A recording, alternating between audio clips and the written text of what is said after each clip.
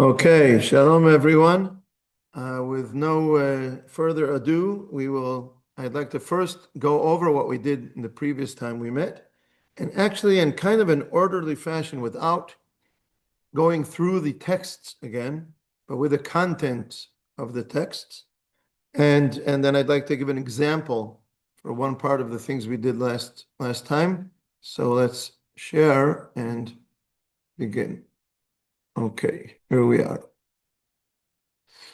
Okay, so what we did last time is we discussed some examples of distortions of faith that lead to heresy that actually is not necessary. It clashes with faith and brings to light a more refined level of faith, meaning this kind of heresy that is not necessary, meaning it's not absolutely, if you have a certain idea, you think faith is X and you don't agree with that X, so you consider it to be heresy, but really maybe that X is not absolute and doesn't have to be. And therefore, it seems that it's clashing with faith, but actually what it does is it brings out a light, it brings to light something that refines emunah and brings out a more refined picture of emunah. It's actually an expression of something that Mark mentioned the previous session, that actually the clash of faith and heresy can bring blessing to both sides. And sometimes, not inevitably, but sometimes can bring blessing to both sides, because heresy cleanses faith in a sense, and faith, if both sides are willing to listen to one another, faith can give someone or a person certain perspective of heresy, a new kind of perspective that he might not disagree with and might not be a heretic about that picture of faith. And that way, both sides can gain something from their meeting, even from their clash in a certain manner. Robert, see, do you mean in the second line? Do you mean is actually not necessarily necessary?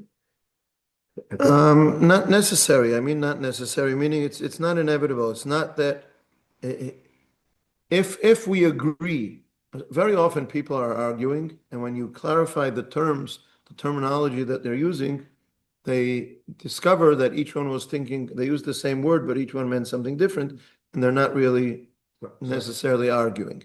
So sometimes it's you could say, but you have to change the sentence. That is not necessarily something. But what I'm saying is, and it could just be my English, which is fine.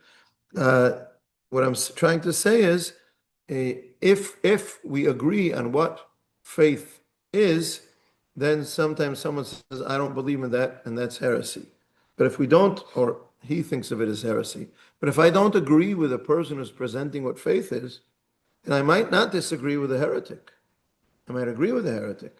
Or a famous story I was going to tell later on, but I may have mentioned it before, about the rabbi who likes to discuss these things with people who consider themselves to be heretics, to say to them, let's find out what you understand to be emunah that you don't believe in.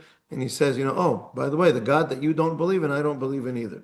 I just believe in a different God, a different picture, a different concept of emunah. So that's what I'm saying. It's not necessary to have heresy towards emunah in general. You might not believe in a certain way people present emunah, but it doesn't mean that is emunah.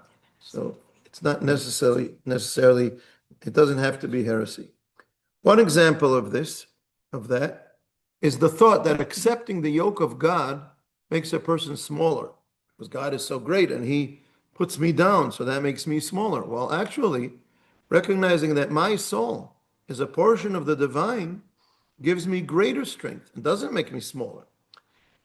And if you think I have to be a separate entity, then you're not going to be that. But if you accept that you are not an totally independent entity, and that by realizing or accepting that you are part of a greater strength, that doesn't make you smaller, it makes you bigger. In this way, it brings into light a higher understanding of faith. Now the question is not what is it that I believe in, but what does emunah mean in my life? If emunah means that I have to accept a yoke of somebody who's cruel and puts me down and makes me smaller, but I have to accept it because he's bigger and stronger, then if you don't agree with that, then you don't agree with that perspective, that understanding of what faith is about. But if you understand faith to mean, I am not the highest, there's something higher than me, but I can become greater by clinging to him, by being connected to him, then I don't have to accept that faith that was presented to me before, that perspective or that meaning, that way of carrying out faith in our lives.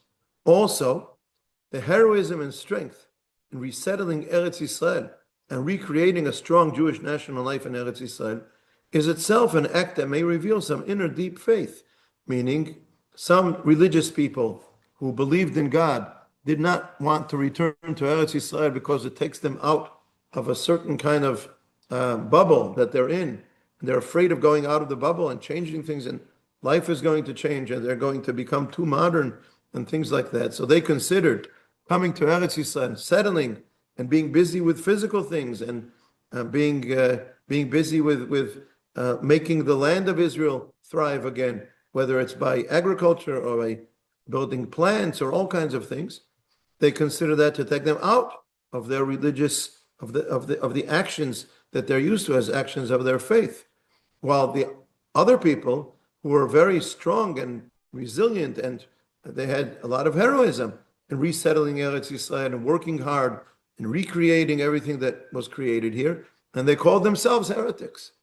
But why did they come back? Maybe there's a strong sense of faith that the first group would call God, and the second group doesn't call it God, and the second group calls what they're doing strength and heroism, and the first group says, oh, that's pulling us away from what we're used to as faith and strength in our faith.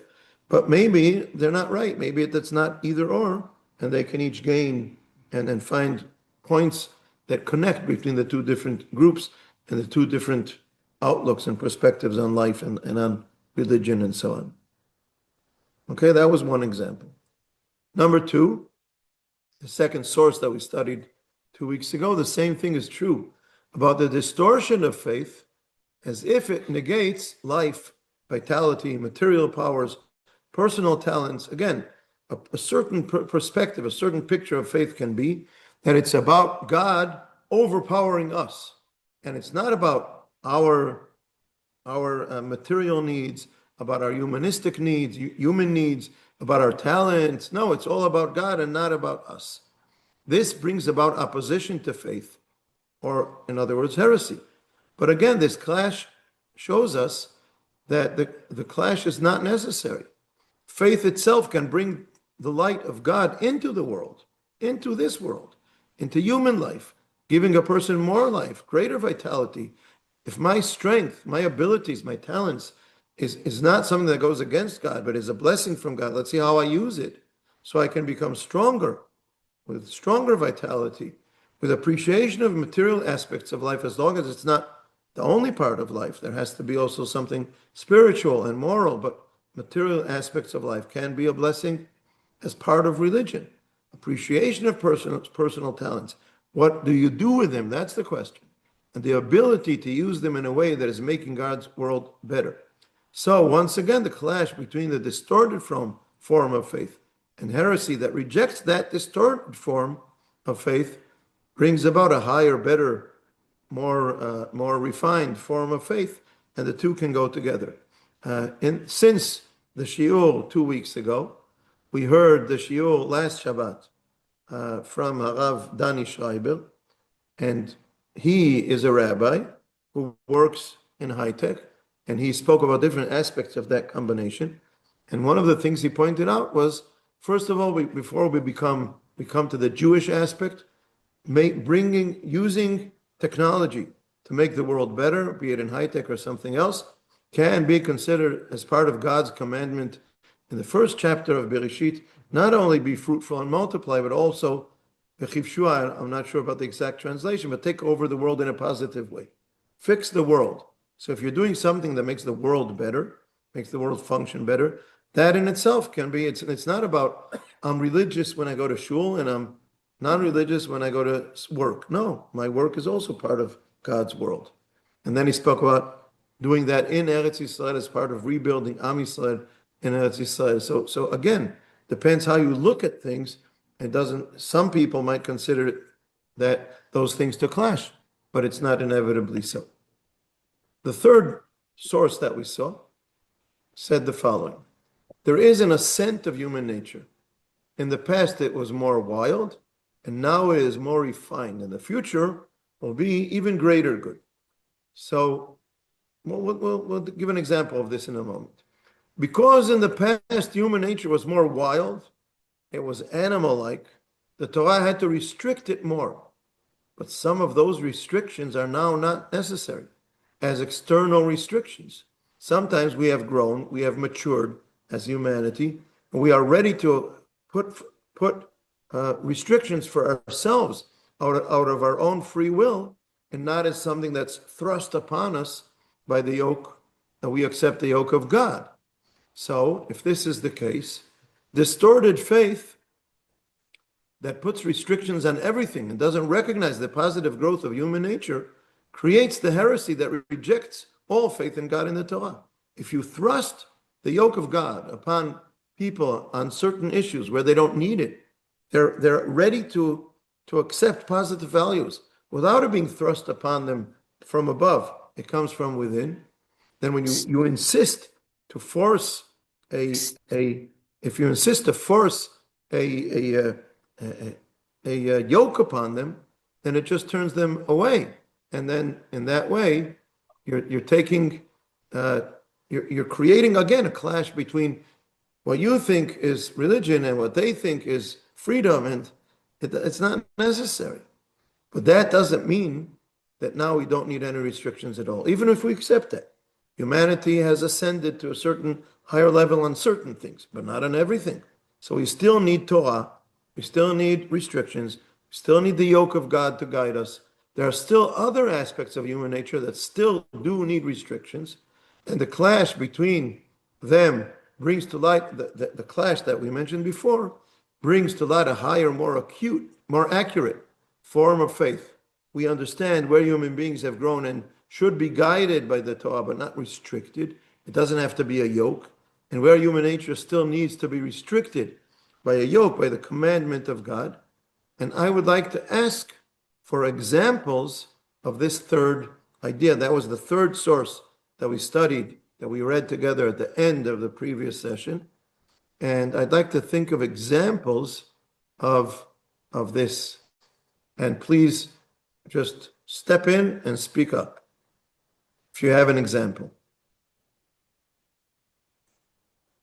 I can't offhand think of an example of the nature that you're looking for, but I'm intrigued by an aspect that you discussed here, and that is you're saying that that humanity has matured in some way and has developed to a higher plane, and therefore some restrictions can be relaxed. You know, we're often asked Relaxed as restrictions, relaxed as restrictions. not relaxed as values. Excellent. We often ask, you know, how do we actually measure human progress?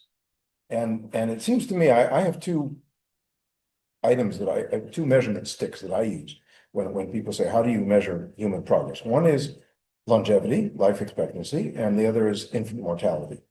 And you come along with the third measure. And I really like that. You've said that we look at the value, how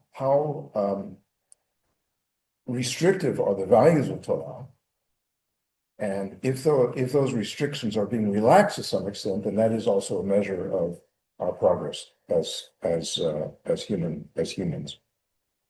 First of all, I really like your, what do you call them? Measure sticks? Yeah, measurement. I like them. I think you can develop them in other aspects. They both have to do with, amongst other things, not only, but amongst other things, with development, improvement of medicine and technology in a generalization. And with that, I would say all kinds of medical issues that, of course, there are always diseases that we still have to We still have to research and look for solutions and things like that. But we're doing a lot better than we did in the past. And it's creating those two measure sticks that you mentioned. My measure stick is not in. I agree with that measure stick. Thank you. That's a new thought for me, but I like it and I take it for other examples. But my measure stick is about human beings' morality. And I'll get to that in a moment. And of course, we know we've discussed this in the past that in the 19th century, in previous centuries, people were more barbaric. In the 20th century, 19th and 20th, they developed morally, but then there were two world wars. So, there are different sides to it. But there's a side to it that has ascended. I'm going to discuss that. So I'd like to use that as an example and then try and put them together.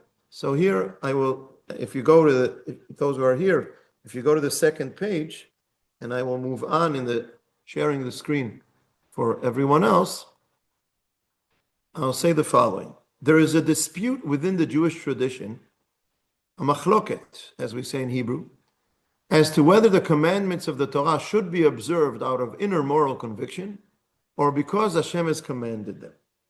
I remember personally, after I finished high school,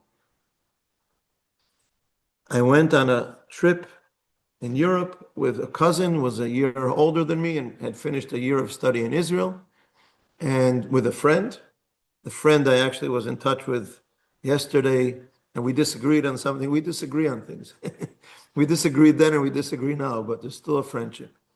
And we were in Europe somewhere, and there's a bazaar and all kinds of things, and it's very easy to just pull something off one of these things hanging out there and walk away, and nobody's going to notice. Neither of us did. But we argued about why. And my position was we don't do that because it's wrong. And his position was we don't do that because it's halachically wrong. It's a halacha that you're not allowed to do that. And we might even have this argument today as well. I'm not sure. By the way, I mentioned it was once in a shiur, the story, and his daughter was sitting there in the shiur, and she came up to me after in the shiur and said, "The guy you argued with in the shiur is my father, right?" I said, "You got it." So he apparently told her about the argument as well. But this is a dispute that goes on within Jewish tradition. He didn't make it up, and I didn't make it up. It's a dispute that has been going on for generations within Jewish thought. This dispute applies to all of the commandments of the Torah. Rambam writes that with regard to rational commandments, those that a person should be able to understand on their own, it is proper to observe the commandment out of our own inner moral sense. With regard to revelatory commandments, these are translation of ChatGPT to philosophical terms that were used for this in Jewish tradition, meaning it's something that I can't get on my own. It has to be revealed to me by revelation, by God. Those that we hear from Hashem and cannot arrive at on our own, those should be observed because Hashem has commanded them. For example, Rambam says that moral commandments governing the realm of interpersonal relations, ben adam lechavero, basic prohibitions such as theft, violence, murder, and the like, should be observed out of our own inner understanding. I should not murder and not steal and not be violent, not because Hashem commanded it, but because I understand I have this inner moral sense that it's wrong. It's not a problem that Hashem commanded not to do it. It doesn't take away from it. But that alone, I should be above that. What is permitted to eat and what is not, all the laws of what animals are kosher and what are not. What can I say about my inner morality says that pork is bad and something else is. We have no inner sense of that. It's something we have no inner capacity to determine on our own. And these laws should be observed because this is what Hashem has commanded. Now, I'd like to take this thought and bring it into the discussion before. It is possible that Rambam represents a sign of this development of the world and of ourselves. There's a world before Rambam and there's a world during Rambam's time and it developed after the Rambam. It could be that in earlier generations, people didn't have this moral understanding. But it grew and developed in humanity. And in time, in the 11th, 12th century, Rambam says it's already there. We got it. So now don't keep it just because God commanded. It's become something that we've internalized, and that's positive. So let it be within you. The world is developing and observing everyday social and moral commandments out of inner identification, even without belief in God. Even people who don't believe in God have an inner understanding of this. Nevertheless, even today, there are still people who argue against this and say, no, we have no morality of our own. We must do these things only because Hashem commands them. And here I'm expressing my own opinion. This view is harmful. Not only it's not unhelpful or unnecessary, it's damaging. It reduces us to beings without an inner moral backbone, who are capable only of accepting the yoke of God, who commands us what to do and what not to do, but we don't have an inner heart of morality. Just as it is unhealthy to control the actions of an adolescent as if he were a small child. Don't cross the street on your own, and don't take a bus on your own. Don't do anything unless I'm there to hold your hand. You're diminishing this child's development. It's right for a 5-year-old. It's not right for a 15-year-old. When you do this with a 15-year-old, you're not only not being helpful to him, you're causing damage, thereby denying him the level of independence appropriate to him. So too, that's a parable, that's an example. So too, it is not right to observe Hashem's moral commandments only because he commanded them, rather than out of our own inner autonomy and moral identification. So I'm suggesting that maybe the Rambam pointed to something that happened in the development of the world. Now, in the past, I know there are wars. I'm going to the realm of Ben Adam Lachavero, interpersonal, between individuals. I do think humanity, not all of it, a lot of it has grown in its understanding of morality, of individual freedom and respecting one another more than it did in the past. And it's not only law, it's not only the king. And in the past, the king was corrupt, so that was the king. We didn't expect the king not to be corrupt. Today, at least we'd expect the king not to be corrupt. I'm not saying he isn't, but at least we have an expectation, and we want to vote in a democratic vote to overthrow the king who's corrupt and put in place a king who's not corrupt, and things like that. So I think something has grown amongst our technological abilities. It's also we're much better at killing people. We can kill a lot of people at once, so we've got stronger in that. So that's going downhill rather than uphill. But there are aspects, even wars. In the past, it was just accepted. What happened to us on October 7th was the accepted norm in the past. You won a war. You did whatever you wanted with the people who lost the war. All the atrocities that anyone can imagine were all acceptable. And now there are certain groups in the world who still accept them, but most of the human world today does not accept it, a large part of it. So I'm not saying that we only are moving uphill, but at least there are some realms in which we're moving uphill. And I think the Rambam might be an example of saying to us, okay, when we grow, accept the growth. It doesn't take anything away from the commandment in the Torah, but it should be presented as something that they come together in unity, in harmony, the commandment of Hashem and something that we see from within ourselves, and only to observe it as a commandment and not see that we have some inner sense of it, I think is taking away from our level. I'd like to mention again, and I mentioned this 2 weeks ago, an opposite example of saying the following. On the other hand, I'm continuing. In our pages, it's on the top of page 3. On the other hand, sexual permissiveness is an area in which modern liberal society is mistaken. I'm expressing my own opinion here. Modern liberal people believe that they no longer need any restraint in this sphere. But I see how much restraint is still very much needed. This liberal society in which there is sexual permissiveness with almost no boundaries or only very weak ones finds itself in a situation that causes significant harm to humanity. That's my opinion.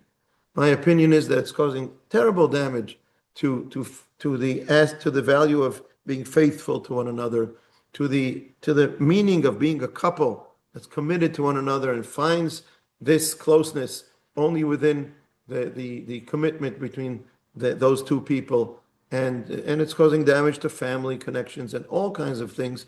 I think it's very detrimental. We won't get into details. you might agree or disagree, but I'm just trying to show that there can be two kinds of things. The fact that human beings can be allowed, the fact that the 15-year-old should be allowed more freedom of his own understanding than the 5-year-old doesn't mean that he's a 25-year-old. So take that to millenniums, to every 1,000 years is 10 years of maturity of an individual. So we've grown, we've matured. We're not the babies that we were a few thousand years ago. Now we're adolescents. We still need, or there's still a lot of need for us to accept a yoke that is above us that guides us how to continue growing. Let's open for other people who want to discuss. Go right ahead, Michael. I'm sorry that we had to come in late. We had a problem at the house that we had to deal with. So I missed some of the earlier discussion, and I'm maybe making some assumptions here that because of what I've been listening to you, and maybe I'm getting it wrong. But if what I hear you saying is that you think that we are more advanced as a species, shall we say, in terms of moral sense and the ability to understand how to behave than in previous generations, I'll be the devil's advocate there. I don't think that's true at all. I think that we may have more people that are interested in learning about such things. Certainly in the Jewish world, we do. Uh, but I think it still comes down to what kind of behavior are we going to tolerate and how do you modify that behavior? Uh, I don't know that it matters to me. I'm very pragmatic why somebody behaves properly as long as they do. If they do it because that's what the Torah tells them to do and that's their only motivation, but they still behave like a civilized person, I'm good with that. If they do it because an inner sense of what's right and wrong happens to match what the Torah tells us, I'm good with that. But we see far more than just sexual permissiveness in the world today.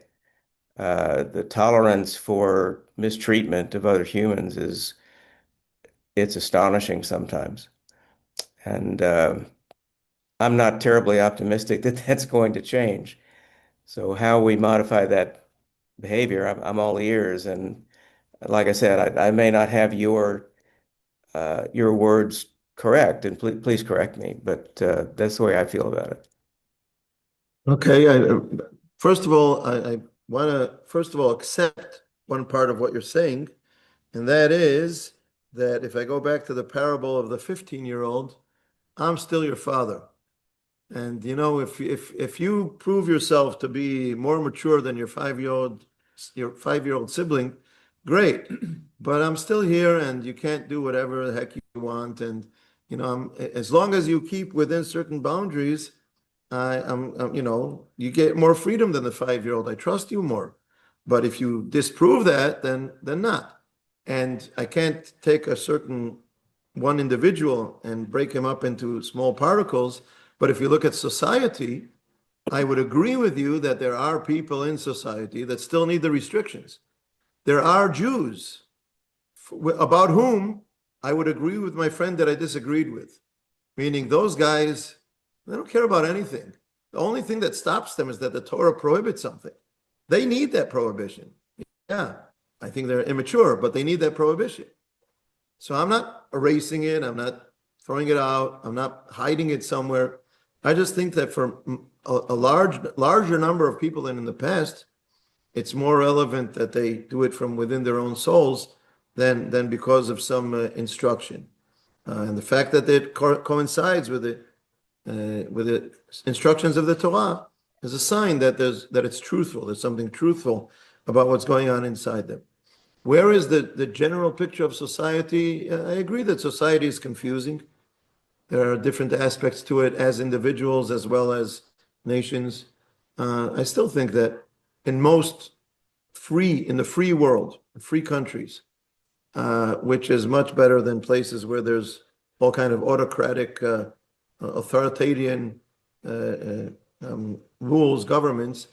I do think that it's that the humanistic aspect of human behavior is better than it was in the past. And of course, there are certain aspects of it that it isn't. And, as Jews, sometimes we're the ones who suffer from what's missing. But still, I think there's more. I do think it's better than things that were in the past. I'll just mention one example. Uh, uh, Once, some 11 years ago, when we happened to be in California for a few days to travel. We had spent a Shabbat in the community in Los Angeles as part of a group that came, rabbis. And then we had a few days for ourselves. And one of the things I noticed there, this is the US of 11 years ago, it may have changed a lot now, but I don't think in this aspect. The mix of races stood out very much in my eyes. We went to Yosemite, and you see people traveling together. And the mix of races was wow. And I was very happy to see that. Very, lowering the levels of racism and different races against one another and things like that. And my strong feeling was, wow, that's beautiful as long as we're not part of it, meaning the Jews. We have to keep to ourselves. But that's for a different reason. It's not because we're racial, not because we're racists. It's because we want to keep up our values of Jewish families, Jews marrying Jews and keeping Judaism, because we believe that it brings also a blessing to the world. And then, even with everything that's happened in the US since, without looking at ourselves, about Black Lives Matter and all that, things in Minnesota and all kinds of other things, nonetheless, I think it's better than it was in the past. And the other aspects are blemishes on the larger picture, even when it comes to relating to us. But I can't prove it, and it's not mathematical. And if you and I want to sit down with a list of details and discuss them with one another, maybe one of us will convince the other, or maybe we'll just end up both of us being more confused than we were before. But I do think that I agree that there are different aspects.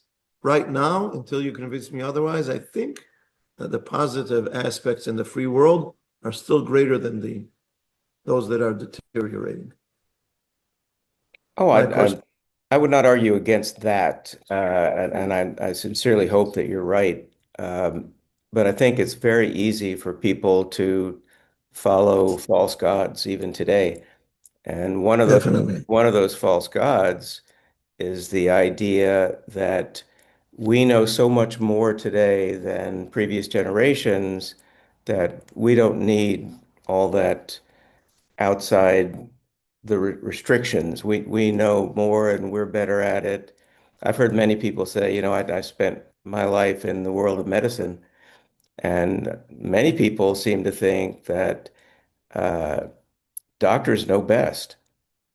And if you've got an ethical question, if you've got somebody that is profoundly depressed or has a terminal illness and is thinking about taking their own life, we'll just let the doctors handle that. They'll do it better than we can.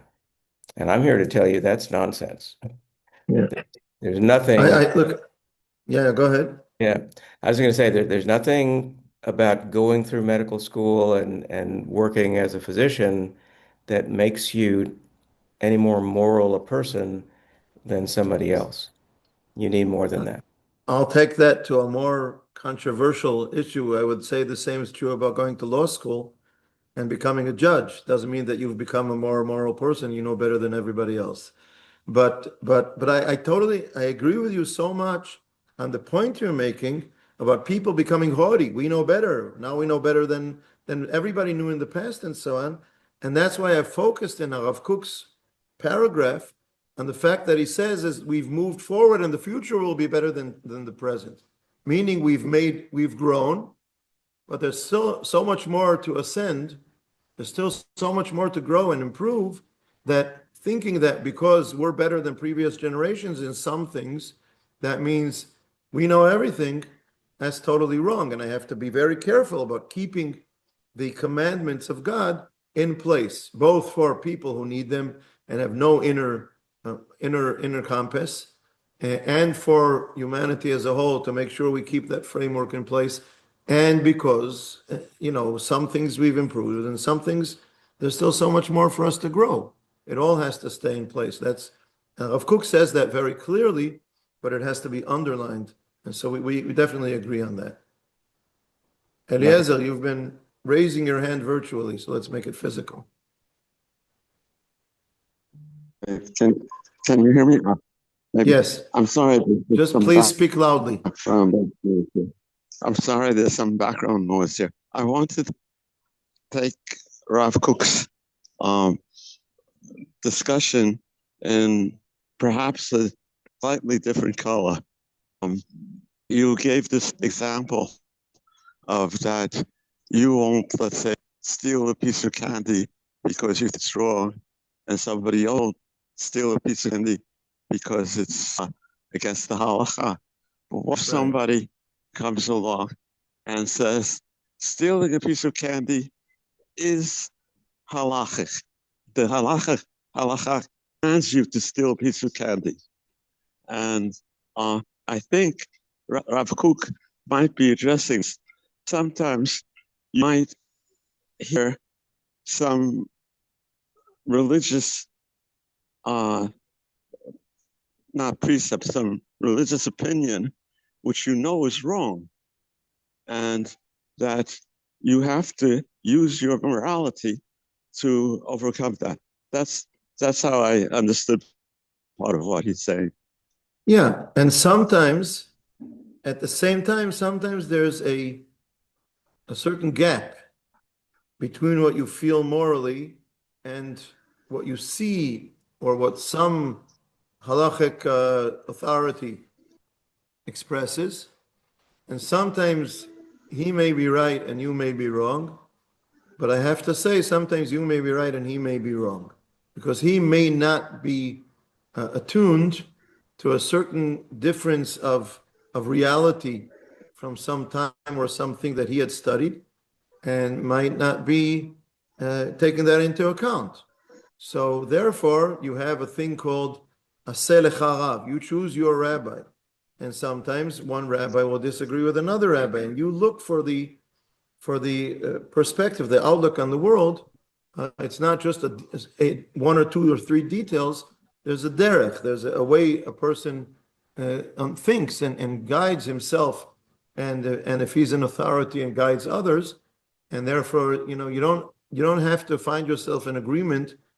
Even, I mean, you're a free person. You can do whatever you want. But even if you want to accept the yoke of Torah and halacha, that never means that you have to agree with all the rabbis around, which is impossible, of course.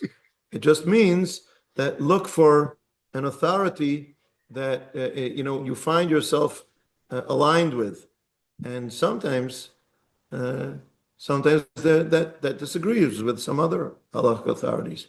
That's also part of life. You have to argue and discuss and try and convince one another and figure out what's going on and why we disagree, or at least clarify why we disagree, so that, okay, I can't always convince everybody.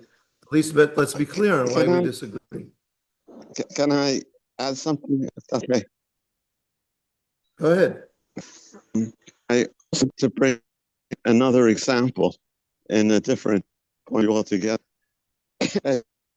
Education, I think, is an excellent example of these different forces in play. For example, there's question that should go education or not, and argues that leads to promiscuous. But the other, it's natural. And for example, in we don't hear you very clearly. Setting, you're very broken up, Eliezer, what you're saying. So I'll just say that the general thought that there's room for discussion on the benefits and the advantages and disadvantages of separating boys and girls, men and women in education, or on the contrary, having them meet one another and learn how to function within guidelines, within borders together, is worth a lot of discussion, and including the possibility of having different decisions at different ages. But it's certainly worth a discussion, And there are certainly different opinions about it. Absolutely. Tova.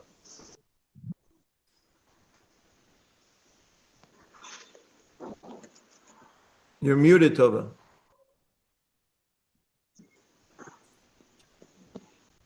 Okay, we are discussing this issue of morality, but we are all influenced by the Judaic religion, Judaic Christian notions of religion and understanding. Now the question is, if we looked at the Aborigines or the Indians, let's say, in India, do they have the same kind of morality? Did they come to the same idea of what is right and what is wrong?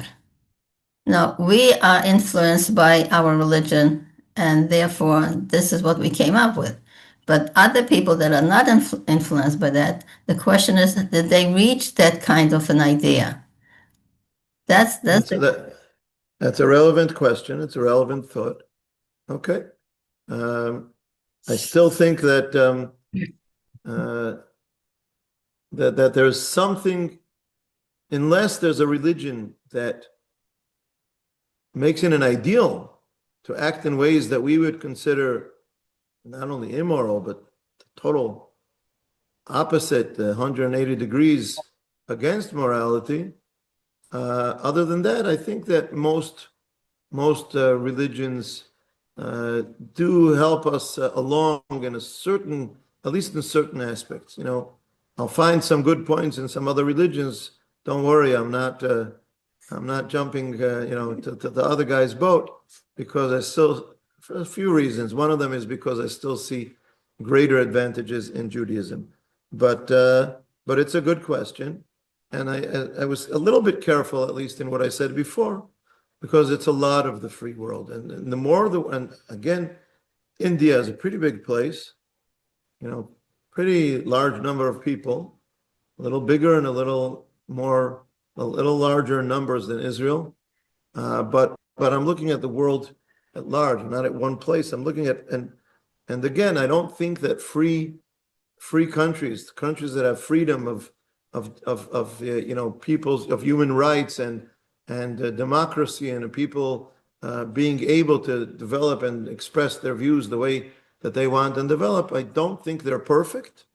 I still think they're way ahead of, I think from my perspective, they're way ahead of countries that are ruled by force and things like that. So it has enabled something to grow in the world. I do think it has. There are also downsides to all that. There's a lot of fake morality in the world as well. But again, we have to discuss details. But I do think that it grows. It still has a long way to go. Absolutely. Even those things that are positive and that even if we all discuss and find some points that we agree on that they're positive, they have not reached perfection, whether in our own personalities or in the way they are carried out in the world at large. Yeah, there is another example that can be discussed here. Is the slavery. Today we are all agree that slavery is not a good thing, and we don't have to take the lead on other people. But in the past, and let's say in the past century, for example, there were a lot of colonization, for example, from France and Britain and India, in North Africa and all those things. Yeah. And even if the people there, the autochthons there, were not slaves, they were maybe treated like slaves, and it's something which is a bit even for in that modern country, it was like something which is admitted by everyone. So I mean that this sense of morality could be very, very, and the boundary is very, very difficult in certain cases. And even in the Torah, if we look at the Torah, there we are talking about slavery as well, with certain rules and things like that. If it's not, we don't do it anymore, but we also talk about that on the Torah. So for certain topics, it could be very difficult to find, is it good or is it wrong, and to have the Absolutely.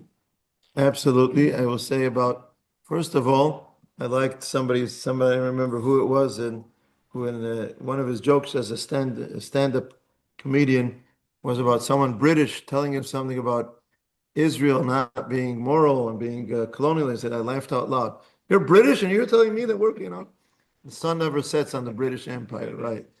Okay, so that's a lot of what is today the free world and so on, of course. But I think we are. I very much like. There's a rabbi, Elchanan Samit, that I always mention his treatment of Parshat Shavua. He has three series of articles on each parasha, and in one of them on Parashat Mishpatim, which is part of it is the laws of slavery. He opens his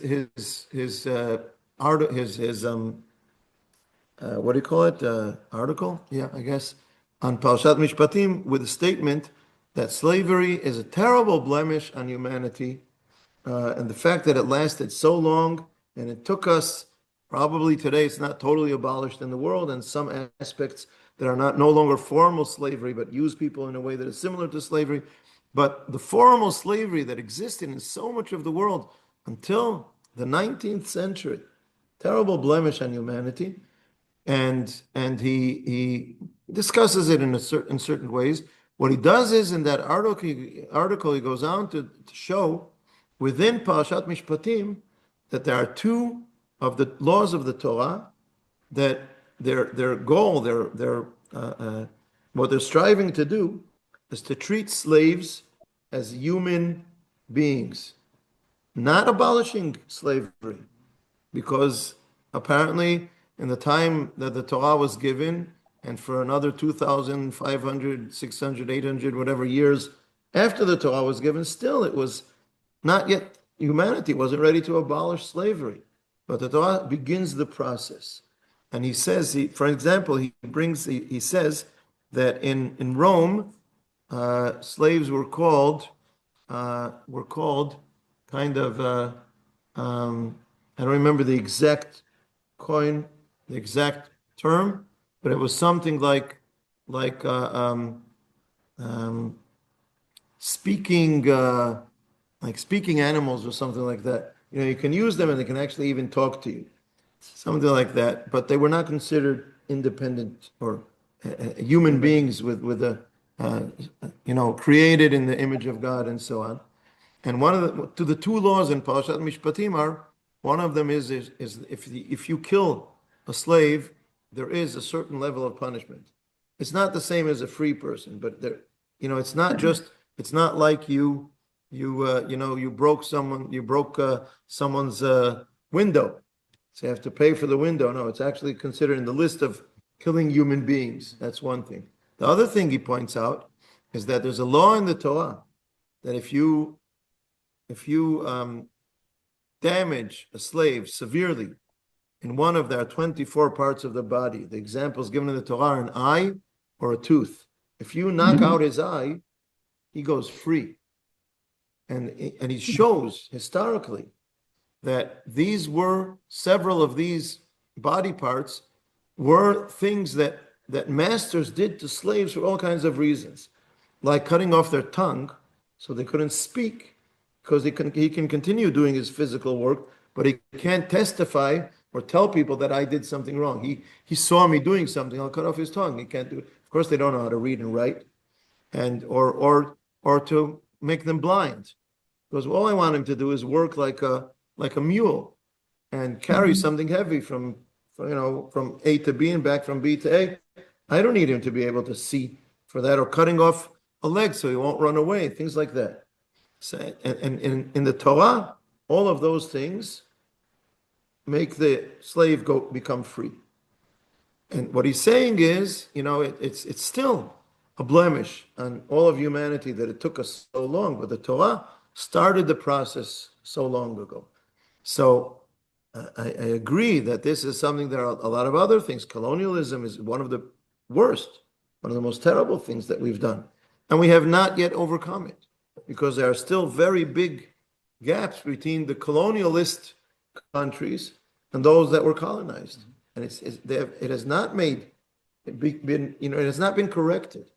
I would demand from every colonialist country to take so much of their assets to help bring the country that was colonized up to par with the most modern countries with the best economical abilities and technological abilities and so on. There's a lot to be done in the world to correct the wrongs that were done.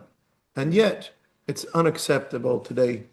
The same colonialism that was in the past, it is unacceptable today. So even that is a certain step forward, although it took so long. Can I throw in a One second, let's have Hetty, okay. our birthday guest, speaking. It's difficult social situations, but we can do a comparison. In India, in some cultures, if the husband died, we knew that the widow was going to be poor, and rather than her having to be confronted with that situation, she was encouraged to go on the funeral pyre and die a horrible death. Mind you, they didn't say what happened to the kids.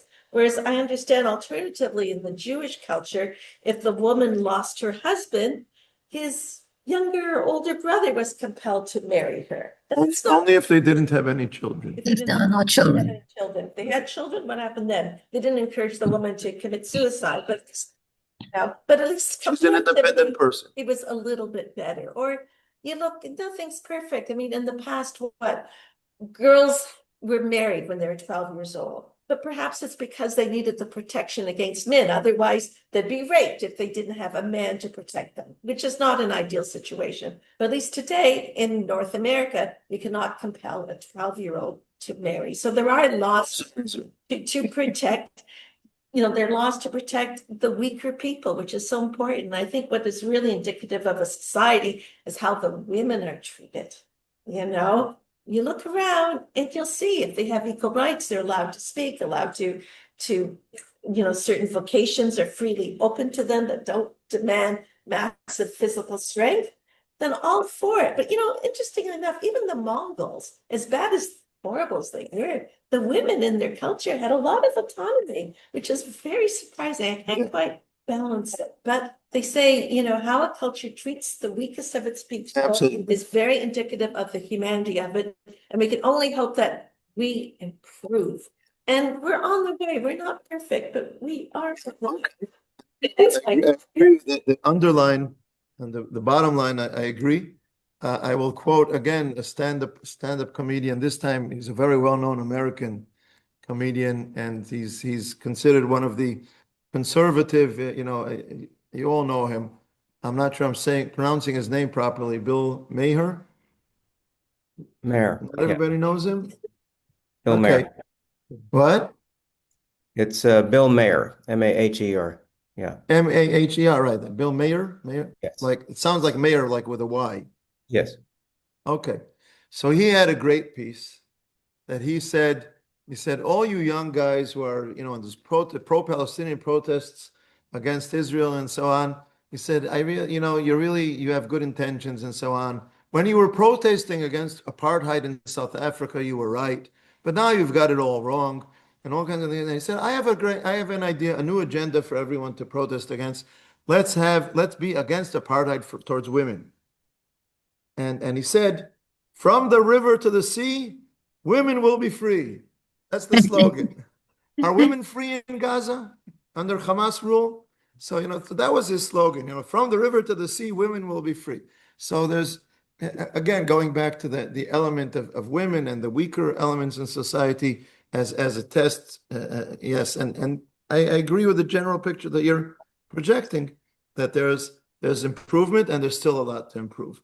And I think that's also similar to what we were saying before. You can't, again, it's not to saying that we've improved is not to become haughty and not to say let down our guard. Now we're okay. It's let's turn it into something that's optimistic. We can grow. We still have so much more to grow, but we can grow.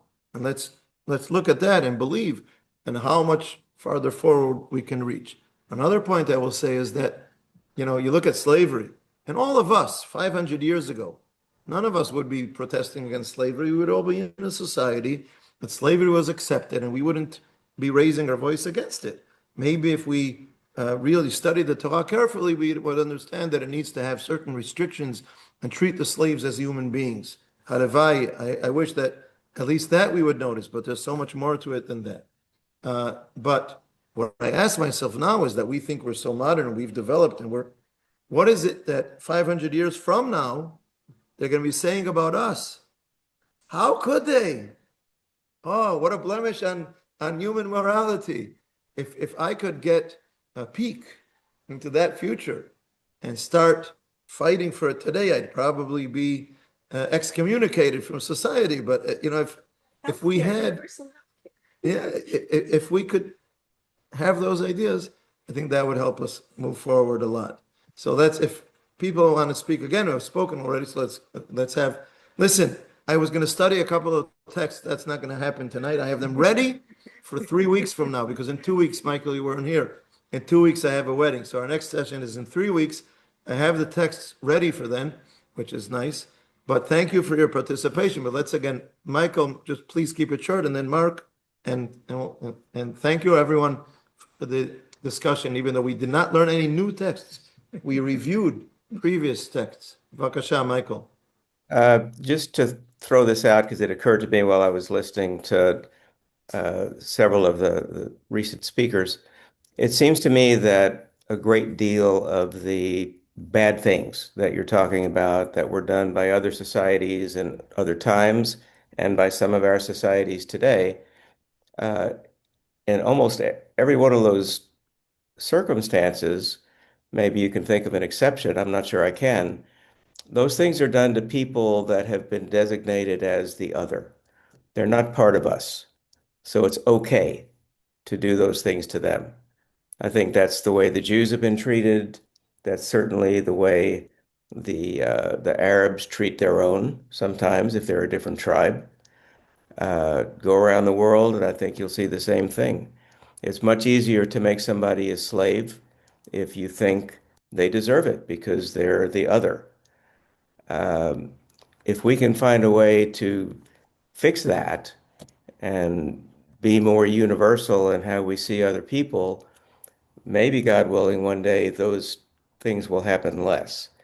But it seems to be kind of hardwired into the human being to be able to do that, whether it's narcissism, you call it, but I think that's a universal trait, unfortunately. Torah has been trying to do that for thousands of years. Yeah. Because the Torah is the first time in human history, maybe the only time, that because it's worked for others as well afterwards, continued into, Christianity, Islam, and so on, even though they distorted it, of course. But the idea that all human beings come from whether it's historically a single parent, or couple, or as an idea that everyone is created in the same way, in the image of God, that we think, we grow up with it from kindergarten and from what we hear from our parents at home. But it's so not taken for granted before Torah that it's a struggle against, that it's against the human trait of being stronger than someone else and taking advantage of someone else. And what you're talking about, my group and the others, and to accept that my group and the others were both created in the image of God. Now let's see what we can do together, and accept that there's a certain element of sameness, of that we're one large group at the end.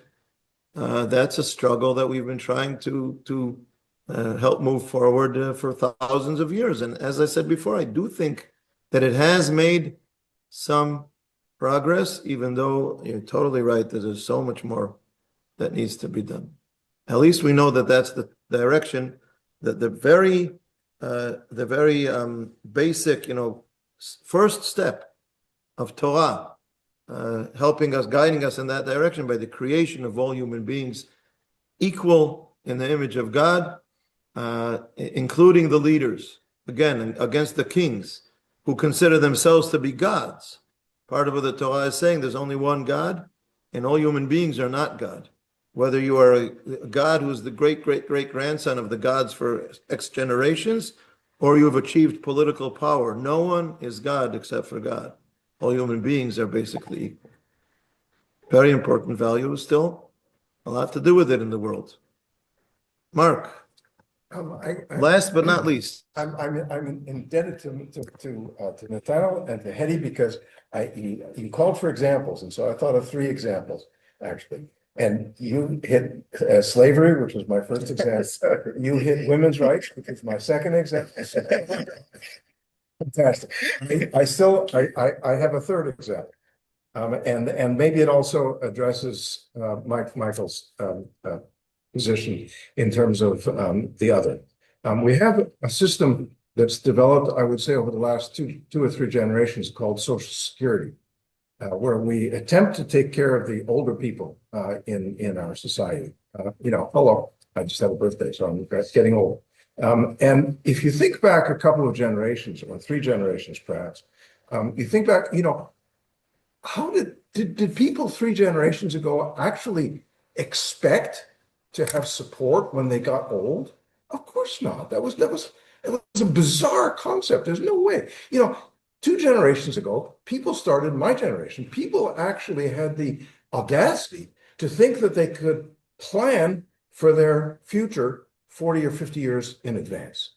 I mean, that's crazy. You go back 3 or 4 generations, that is a mad concept, absolutely, completely ahistorical, completely out of history. But yet we are there. We are at a place where people, my generation, with respect, you guys are younger, where we can actually have the ability and the means to actually prepare for something that's going to happen 30 or 40 or 50 years in the future. That's ahistorical, and yet it's, I think, a tremendous advance, and it has nothing to do with being outside, a different group, unless you say, well, we're old, and so, we don't deserve anything. Well, that's a different story. But I think also, perhaps you were looking for examples, and so I think we have a few. Yeah. Thank you. I'll just say that we have to be careful with the issue of elderly people, that we've created kind of certain, call it maybe havens of like assisted living and things like that. But we've kind of taken it out of our own home. And sometimes elderly people were just part of the house till their last day. And we've, kind of separated ourselves from that in a certain way. Just food for thought, because I do agree that generally we do have that. And again, it's something, it's also appears in the Torah, but also I would expect it to be something that's so taken for granted in our relationships within our families. But I guess it's made progress in our ascent and our ability to have that internal. On the other hand, we always need the push and the reminder of the framework of the Torah and the Halakha, just as we discussed before. So it's a very good example. So thank you everyone for your examples and your perspectives and your arguments. And okay, so we didn't get to the text today. We can. Okay. You want to Thank you. just continue now for another hour? No, I'm just kidding. Thank you very much. Thank you. Laila Tov. Laila Well, Tov. everybody. Okay.